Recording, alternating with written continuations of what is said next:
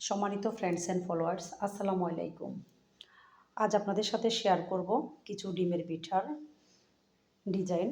আমি প্রথমেই ডিমের মধ্যে শুধু চিনি এবং লবণ দিয়ে গুলে তারপর আমি ময়দা দিয়ে এটাকে ডো করে নিয়েছি। এটা আমরা সবাই পারি, তবে আমি যেহেতু এগুলো সেল করার জন্য বানাই বা পাশাপাশি বাসায় খাওয়া হয়, সেজন্য আমি এখানে কোনো পানি মিক্স করি না। শুধু ডিমের মধ্যে চিনি দিয়ে তারপর ময়দা দিয়ে জিনিসটা আমি করি। তো আমরা কম বেশি সবাই কিন্তু এই ডিজাইনগুলো করতে পারি, কিন্তু দেখা যায় কি একজন আমরা এক একভাবে এই ডিজাইনগুলো করি, বা দুই একটা নতুন ডিজাইন কারো কাছে দেখলে আমাদের কিন্তু ভালো লাগে, সেগুলো আমরা করি। আসলে হচ্ছে যে এগুলো যত বেশি ডিজাইন করা যায় ততই সুন্দর লাগে, সেজন্য ডিজাইনগুলো করা। আর আমি যতটুকু জানি ততটুকু আপনাদের মাঝে শেয়ার করলাম।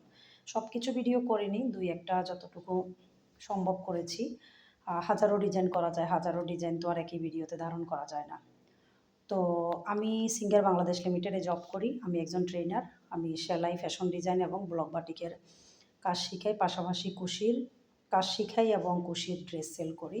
যারাই আমার এখানে কুশির কাজ শিখবে তারা কিন্তু কুশির গলাগুলো বানিয়ে, ফুল বানিয়ে আমাকে আবার দিতে পারবে, মানে আমার এখানে সহকর্মী হিসাবে তারা কাজ করতে পারবে।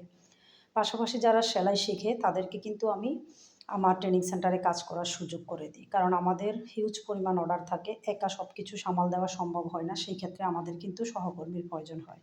তো আমি কিন্তু যাদেরকে সেলাই শিখাই এবং যারা আমার এখানে কাজ শিখে তাদেরকে দিয়েই আমি কাজগুলো করাই। ধন্যবাদ সবাইকে। আসসালামু আলাইকুম।